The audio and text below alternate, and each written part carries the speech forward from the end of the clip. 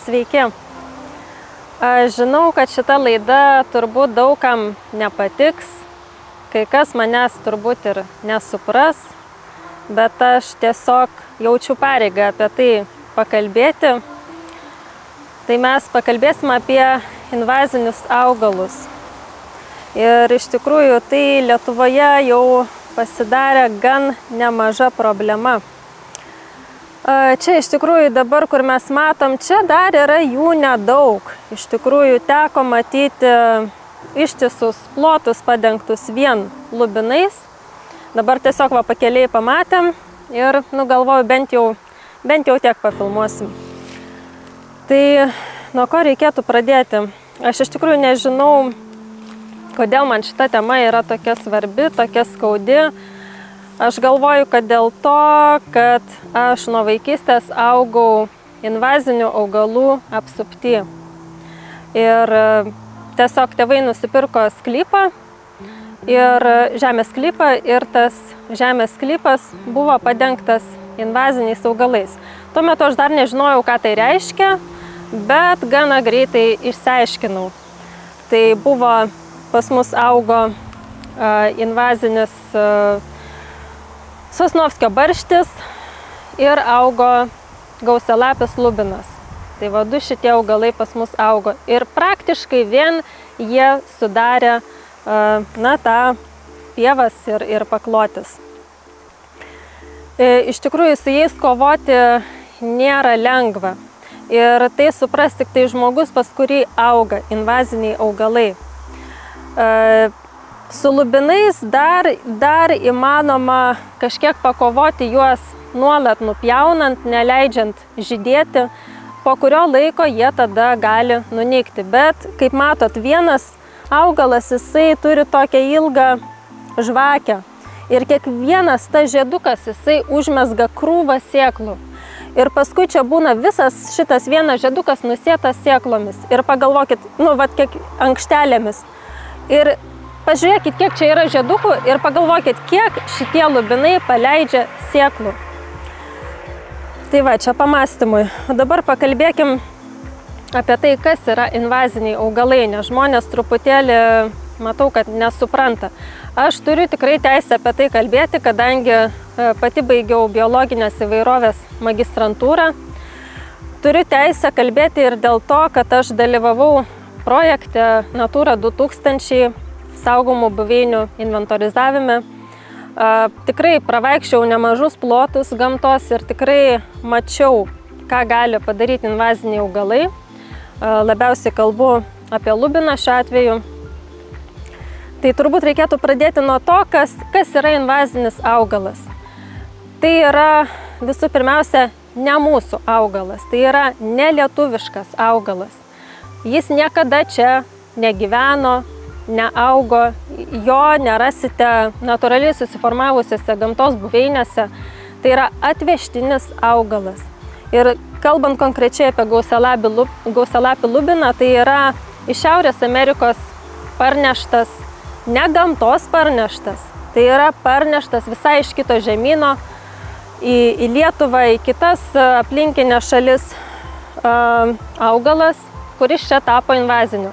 Iš pradžių pradėjo augti tiesiog, buvo auginamas kaip dekoratyvinis, aišku, gražiai žydi, tikrai nieko nesakau, labai gražų žiedai, bet jie daro tikrai didžiulę žalą gamtai. Apie ją dar pakalbėsime.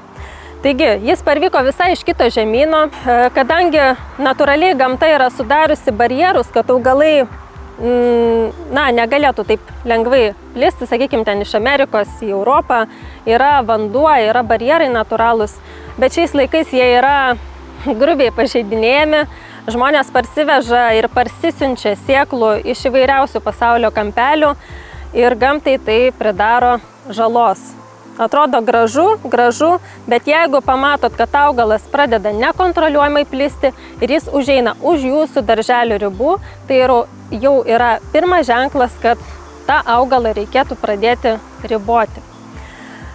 Dabar tai tokia problema yra ne tik su lubinais, problema dabar yra ir su baltažiedė robinija, tai taip pat yra invazinis augalas. Dabar matau, visi tiesiog verda diskusijose sodininkų ir daržininkų grupėse apie tai, koks blogas valdžios sprendimas dabar yra, kad reikia naikinti baltažiedę robiniją.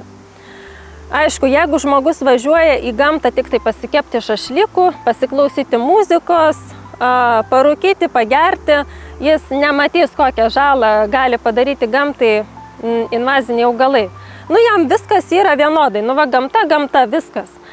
O gamtininkai, arba tie, kurie daug vaikšto ir supranta gamtoje vykstančius procesus, jie pamatys, kokią žalą gali padaryti pati baltažiedė robinija.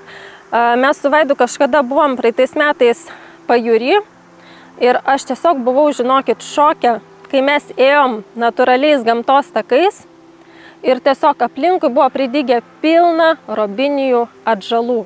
Tai yra, sakykime, mieste galbūt jūs nepamatysite tos problemos, bet jeigu jūs kažkur natūraliai Pajūry susiformavusiuose gamtos ploteliuose pavaikščiosit, jūs pamatysit, kiek jinai daug prileidžia atžalų. Ir jeigu jūs manote, kad tai tikrai yra augalas, kurio nereikėtų kontroliuoti, kad jis gražus, skaniai kvepia, tai aš jums duodu dabar įkeliu porą žmonių komentarų, ką jie mano patys augindami baltažiedę robiniją. Tai dabar pasižiūrėkit.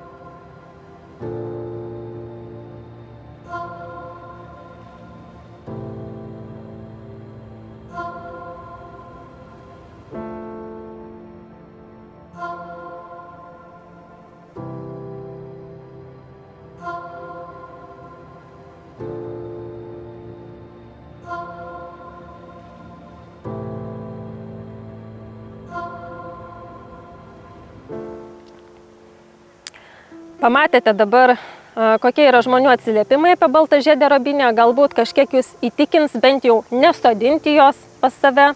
Tuo labiau, kad tai dabar yra į invazinių augalų sąrašą įtrauktas augalas ir už auginimą, platinimą, dalinimąsi sėklomis jums gresia baudos. Ir aš iš tikrųjų, jūs turbūt ir patys žinote, aš tikrai nepalaikau daugelio dabartinės valdžios sprendimų. Tikrai, kas mane žinot, tikrai žinot. Bet šita problema jau yra labai įsisenėjusi Lietuvoje invazinių augalų. Tai neprasidėjo su dabartinė valdžia.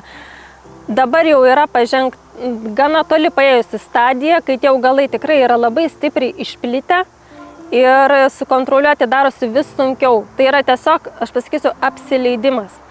Ir reikia kažką daryti. Reikia tuos augalus, sakykime, lubinus, tai bent jau kiek pajėgėt, nuskinkit, kad jie nesubrandintų sėklų. Nuskinkit į darbus, neškit žiedus, darykit vainikus, pinkit. Galite ir, nežinau, sugalvoti, ką dar iš jų padaryti, hidrolatus gaminti. Na, tikrai negailėkit ir skinkit kuo labiau šitą augalą. Jeigu pas jūs auga nuosavame sklype šitie augalai, tai jūs tuomet reguliariai pjaukite iki žydėjimo, neleiskite jiems subrandinti sėklų. Prisirinkit pilnas puokštės, pasimerkit, nu va tikrai gražūs augalai ir išnaudokite tą grožį. Dabar daugelis žmonių, va pradėjau kalbėti, kas yra invazinis augalas. Tai invazinis yra svetimžemis augalas, kuris pabėgo iš darželių arba iš pasodintos kažkokios tai teritorijos, kur buvo apsodinta, ir jisai pradėjo nekontroliuojamai plisti gamtoje.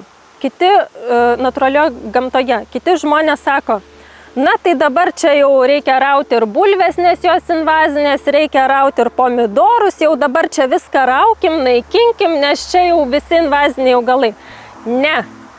Bulvės ar pomidorai neplinta nekontroliuojamai Lietuvos teritorijoje. Jiem tiesiog yra per šalta.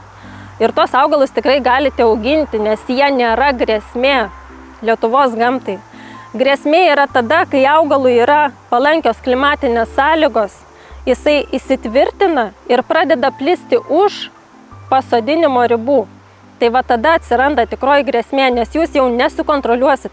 Savo sklype jūs galit, sakykime, ten nupjauti, jūs galit iškasti, jeigu porą tik tai lubinų, rekomenduoju tiesiog juos iškasti. Šaknys gilios, bet, na, porą augaliukų tikrai galėsit tokiu būdu sutramdyti kažkiek. Nes jeigu vieną kitą kartą leisite žydėti, jie paskui užeis už teritorijos, užeis į kaimyno ribas, kur jūs jau turbūt nebeisit ir neberausit ir nebepjausit augalų. Ir dar toliau eis, ir dar toliau, ir dar toliau. Ir galų gale priėjome iki tokios situacijos, kad einant Lietuvos gamtiniais kažkokiais takais, vaikštant po Lietuvos gamtą, vidury miško tu gali rasti lubiną. Ir tai nėra gerai. Dauguma žmonių nesupranta, kodėl nėra gerai. Nes lubinas, nu vat, sakykime, paklausčiau žmonių, ar reikia naikinti luizitaninius orionus. Na, čia yra tokie invaziniai šliužai, kurie graužia jūsų augalus. Tai paklausčiau, ar reikia juos naikinti? Oi, taip, šitos va tikrai reikia, šitos tikrai reikia sunaikinti, jie valgo mano daržovės, jie kenkia, oi, šitus kenkėjus tikrai reikia naikinti. Gerai, su šituo sutinkam. Paskui, ar reikia naikinti Sosnovskio barštį? Oi, taip, šitą reikia, šitas sukelia pūslės, oi, taip, žmogui labai blogai. Paskui, ar reikia naikinti rainuotosius vėžius? Nu, man jie netrukdo, bet mes galim panaikinti, nes juos galima suvalgyti, juos galima pasigauti, tikrai galim prisidėti prie naikinimo. O kai paklausė apie lubiną, nereikia naikinti, čia labai gražus augalas, labai gražiai žydi. Ir žmonės nesupranta, kodėl reikia naikinti. Tai va dabar papasakosiu. Lietuvoje per šimtus, per tūkstančius metų yra susiformavusios natūralios augalų, vabzdžių, paukščių, gyvūnų, bendrijos ir buveinės. Tai yra tiesiog nuo gamtos nuo senų laikų susidarę ryšiai. Kaip pavyzdžiui, ten kiškiakopūstis ir eglės, būna kiškiakopūstiniai eglynai. Yra tiesiog tam tikri ryšiai susidarę tarp augalų ir susiformavusios per tūkstančius metų natūralios augalų buveinės. Jos egzistuoja tiek pievose, tiek smėlingose pievose, tiek miškuose, tiek pelkėse, tiek prie ežerų. Tai yra Lietuvos gamtos paveldas, tai yra turtas. Kalbant ir apie tas pačias sengires. Sengirė tai yra lobis, tai yra nuostabus gamtos paveldas. Ten yra milžiniškas rūšių kiekis įvairių, tiek augalų, tiek vabzdžių, tiek paukščių. Ir kai įeina kažkoks invazinis augalas į tą teritoriją, jis pradeda naikinti vietinės per tūkstančius metų čia augusias augalų rūšis. kokiu būdu jis naikina? Tai kalbant apie lubiną, jisai visų pirmiausia yra nemažas augalas. Čia vat gana dar maži, jų būna ir tokio aukščio, ir tokio, jeigu palankios jiems sąlygos yra. Ir šie augalai sukuria šešėlį, jie užgožia natūraliai augančius mažesnius augalus, kurie nesugeba konkuruoti su lubinais. Aš jau apie barščius nekalbu, patys žinot, kokie yra su Sosnovskio barščiu, kokios yra problemos ir žmonės ir patys mato ir nepatenkinti, jie tiesiog sudaro ištisus ąžuolynus ir ten jau apie kažkokius mažus augaliukus jau ten net nėra kalbos, jis jau net didesnius augalus užgožia ir tokiu būdu jiems neleidžia augti, užgožia ir tie augalai tiesiog nyksta. Biologinė įvairovė apskritai visam pasaulyje jinai nyksta milžiniškais tempais. O kaip žinot, jeigu mes sunaikinom kažkokį augaliuką, mes sunaikinam ne tik augaliuką, nes su tuo augaliuku galbūt yra susiję vabzdžiai, įvairūs drugeliai, tom pačiom bitėm, kamanėm tai yra maistas. Taip pat paukščiukai su vabzdžiais yra susiję, su paukščiukais dar ten įvairūs gyviai, įvairūs ir žvėris. Viskas gamtoje yra tiesiog taip susiję. Ir jeigu mes panaikinam kažkokį tai varžtelį iš viso lėktuvo, mes nežinom, ar tas varžtelis negali būti lemtingas, kad visas lėktuvas tiesiog sugriūtų. Tai apie tai kalbant, reikia saugot, tiesiog mylėti ir saugot kiekvieną tą mūsų nuo seno augančią Lietuvoje augalų rūšį. Ir sakau, dabar dėl žmogaus veiklos yra labai sparčiai nyksta įvairios rūšis. Aš kalbu daugiausiai, aišku, apie augalus, bet tiek entomologai, tiek mikologai ir visi kiti gamtininkai tikrai pasakys, kad sparčiai nyksta įvairios augalų, gyvūnų, grybų rūšis. Ir reikia tiesiog stengtis, kiek įmanoma išsaugoti, nes šitie augalai yra ne mūsų, jie yra atvykėliai. Ir jie čia neturi nei natūralių priešų, jie čia neturi konkurencijos. Ypač, pavyzdžiui, kalbant apie lubiną, jisai, kad ir smėlynų buveinės, jisai labai lengvai gali sunaikinti. Kodėl? Nes lubinas gali augti ir nederlingoje dirvoje. Jisai, kadangi yra iš pupinių šeimos, jisai ant savo šaknų turi azotą fiksuojančias bakterijas. Jos iš atmosferos fiksuoja azotą ir tokiu būdu suteikia lubinui azoto ir, aprūpina jį maistinėmis medžiagomis. Kiti augalai to nesugeba. Ir tokiu būdu lubinas gali stipriai nukonkuruoti, ypač smėlynų buveinėse, įvairius augalus. Aš įkeliu jums dar porą nuotraukų, kaip gali atrodyti po kurio laiko lubinų ir Sosnovskio barščių apimtas laukas. Aišku, jums atrodo tai ne problema, kai jūs nevaikštote po gamtą, kai jūs sėdite bute, kai jūs neišeinate niekur už savo sodybos ar kiemo ribų, jums tai atrodo turbūt ne problema. Bet jeigu stebint gamtą, gilinantis į joje vykstančius procesus, tai yra labai didelė problema. Ir mes tiesiog su šitais augalais mes sunaikinsim savo vietinius per tūkstančius metų čia augusius augalus. Taigi, kalbant apie lubiną, tikrai negailėkit, skinkit, kaskit, šienaukit su barščiais Sosnovskio. Beje, turiu pabrėžti, kad yra ir sibirinis barštis, tai yra mūsų natūraliai Lietuvoje paplitęs barštis, jisai tikrai nesukelia pūslių. Kada nors padarysiu dar atskirą video apie tai, nes kad nenaikintų žmonės to mūsų pievų barščio, o naikintų Sosnovskio barštį. Sosnovskio barštį naikinti yra sudėtinga, nes, jūs neprieisite plikom rankom ir neišrausit jo taip tiesiog. Reikėtų specialią aprangą turėti. Galima, kur laboratorijose, kad ir būna žmonės tiesiog su tais kostiumais, jeigu pas jūs tikrai daug yra tų barščių, tiesiog kiek įmanoma iškasti šaknis, visą laiką nupjauti žiedus iki žydėjimo, kad jisai nesubrandintų sėklų, nes paskui sėklos subręsta ir vėl pasaka iš naujo, pasaka be galo prasideda. Tiesiog, kai aš mačiau savo akimis, kaip tie augalai gali plisti ir kokią žalą jie daro, žinokit, tikrai matau labai didelę problemą šitoje vietoje.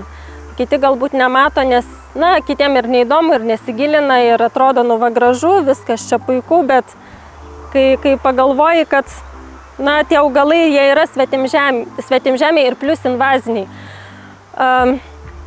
Taip, Lietuvoje svetimžemius augalus jūs galite auginti, tai tie patys ir pomidorai, ir bulvės, ir kiti augalai. Jie skaitomi svetimžemiais, dar vadinamais augalais ateiviais, augalais adventyviniais augalais. Niekas jums nedraudžia jų auginti. Bet jeigu matom, ir gamtininkai, ypač jeigu mato, kad augalas pradeda plisti į gamtą kažkur, į žmogaus nepaliestus plotus, į sengires, į miškus. Jeigu vidury miško matot lubiną, na taip neturėtų būti. Jisai tiesiog išstums vietinės mūsų rūšis. Jeigu pagalvokit, mes dabar paliktume Sosnovskio barštį, paliktume lubinus, nestabdytume nei kiek jų plitimo.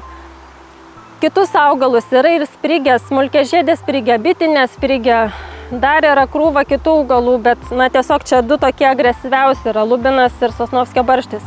Netgi ta pati medlieva, nesodinkite medlievų, kadangi paukščiai mėgsta labai jų uogytės, tai yra invazinis irgi augalas. Jos išnešioja paskui tas uogytės po miškus ir tai taip pat paskui išstumia mūsų vietinius krūmelius, mūsų vietinius medžius, kadangi sudaro jiem stiprią konkurenciją. Tai va, kalbant apie pomidorus ir bulves, tai yra svetimžemiai augalai, bet jie nėra invaziniai, nemaišykite. Invaziniai augalai, kurie plinta nekontroliuojamai į gamtos teritorijas įvairias. Na, invazinių augalų sąrašą, naikintinų Lietuvoje augalų sąrašą, aš įkeliu į aprašymą, galite pasidomėti, pasižiūrėti ir kiek įmanoma iš jūsų pusės tiesiog pasistengti, kad jų būtų kuo mažiau. Sakykime, sprigės, jos kadangi auga prie vandens telkinių, tai tiesiog jos labai irgi stipriai plinta ir rožinė bitinė sprigė yra labai gausiai dabar paplitusi Lietuvoje. Jos tiesiog spraigo savo sėklas, sprigė, pats jau pavadinimas sako sprigė, jinai spraigo sėklas, kurios labai toli gali nuskristi. Ir plus paskui upeliais išnešiojama dar toliau, dar toliau, dar toliau ir tokiu būdu labai stipriai plinta. Taip, aš žinau, kad yra labai sunku augalų mylėtojams naikinti augalą, naikinti gyvybę apskritai. Bet šiuo atveju reikia pagalvoti, ar mes norim išsaugoti autentišką lietuvišką gamtą ateities kartom, ar mums yra visiškai nesvarbu ir mes galim palikti Lietuvoje augti kokias 4 rūšis. Uosialapį klevą, nemūsiškas rūšis, čia yra Šiaurės Amerikos. Uosialapį klevą, lubiną gausialapį, Sosnovskio barštį iš Kaukazo, dar ten kitų porą rūšių, nu ir mums užteks, ir mums daugiau nieko nereikia. Nu, man tai atrodo, kad kuo didesnė įvairovė, tuo yra turtingesnė gamta ir tuo didesnė jinai turi vertę tiek mums žmonėm, tiek paukščiam, tiek vabzdžiam, na ir apskritai visai žemei turėtų būti kuo didesnė biologinė įvairovė. Tai va, pasistengim, kad taip ir nutiktų ir išsaugokim tą gamtą, kiek jos ir beliko, nes jinai ir taip yra labai stipriai naikinama. Patys žinom, kaip yra kertami miškai, kaip yra žemdirbystėje paskiriami laukai, kur galėtų, aišku, būti pievos įvairios turtingos augalų rūšių. Na, bet mes žmonės irgi čia esame rūšis, viena iš rūšių gamtoje egzistuojančių, bet kadangi mes tikiuosi, kad esam sąmoningi, tai mes galim pasistengti ir išlaikyti, kiek įmanoma mūsų ribose tą biologinę įvairovę. Dabar dar apie robiniją norėjau pasakyti. Tiesiog, na, yra rekomenduojama dabar ją naikinti herbicidais. Jeigu jūs nekenčiate herbicidų, aš irgi jų nekenčiu. Tikrai, na, nesinori naudoti. Tai jeigu jūs pasiryžę kitokiu būdu sunaikinti robinijas Lietuvoje augančias. Aš žinau, skamba baisiai, labai nesinori to daryti, bet pagalvokim tiesiog apie ateitį. Ar jūs norit paversti čia į Šiaurės Ameriką šitą žemę, ar jūs norit išlaikyti autentišką lietuvišką gamtą. Tai kalbant apie robinijas, pavyzdžiui, Vokietijoje yra taikoma, jau nuo seno žinau šitą, kadangi Vokietijoje studijavau, yra taikoma technologija vadinama ringelung. Tai yra, kai yra iškapojamas ant medžio žiedas, bet ne aplinkui, bet beveik aplinkui kamieną žiedas, žievės yra nukapojamas ir tokiu būdu yra susilpninamas augalas. Jeigu jūs robiniją tiesiog čekšt, va taip nukirsit, tai bus dar prastesnė situacija, jinai paleis dešimtis naujų atžalų ir visoje vėjoje jūs pamatysit augančias naujas robinijos atžalas. Tai pakenksite dar labiau. Todėl ją reikia naikinti iš lėto. Jeigu ne su herbicidais, tada jums gali užtrukti porą metų, kol augalas susilpnės ir tada tą žievės ratą galima užbaigti iki galo ir tiesiog visą žievės ratą, taip sakant, nužievinti. Ir tada augalas nusibaigs tokia mirtim, liūdna, skaudžia, bet kitos išeities be herbicidų aš nelabai matau, kadangi tiesiog nukirtus jinai ataugs iš naujo ir dar stipriau su visa jėga. Tai pasivaikščiokit tikrai ir po pajūrį. Labiausiai jinai kelia problemų pajūrio zonoje, kadangi yra ir dygliuoti tie stiebai ir, kadangi žmogus visą laiką žiūri iš praktinės pusės, tai pagalvokit, ar jūs norite, kad vieną dieną Lietuvoje nebegalėtumėt praeiti grybauti. Tiesiog visur būtų dygliuoti tokie krūmynai, kaip Vokietijoje jau yra daugelį miškų, čia yra ne tik Lietuvos problema, tai yra su invaziniais augalais visame pasaulyje, kad ir tam pačiam ir Kiprė, ir Maltoje, aš esu ir filmavusi, kaip ten akacijos plinta. Beje, apie akacijas, tai yra Lietuvoje akacijos neauga, Lietuvoje auga baltažiedė robinija, kuri liaudyje vadinama yra akacija, bet tai nėra akacija, tai yra kita gentis, tai yra robinija. Tai va, Lietuvoje akacijos neauga. O akacijų mes matėm invazinių Maltoje, ten taip pat bandoma kovoti, nors sala nedidelė, bet vis tiek sunkiai sekasi gamtininkams su jie sukovoti. Taip pat ten ir eukaliptai yra priaugę, kurie turėtų būti Australijoje. Tiesiog jūs turit suprasti, kad tai nėra natūralus gamtos procesas šitų augalų, kad jie čia atsirado. Tai yra žmogaus padaryta klaida. Tai yra žmogaus atnešti augalai ir žmogus turi šitą klaidą ištaisyti. Nes jeigu mes to nepadarysim, mes patys būsim kalti dėl to ir tai tikrai ne gamta pati kalta. Čia mes atnešim. Lubinus pradėjo auginti žmonės, nes jie gražus, jų čia neturėtų būti. Jiem čia patiko, pasidarė klimatinės sąlygos tinkamos, kadangi daug augalų iš Šiaurės Amerikos ir ta pati kanadinė rykštenė jau kelia pas mus problemų.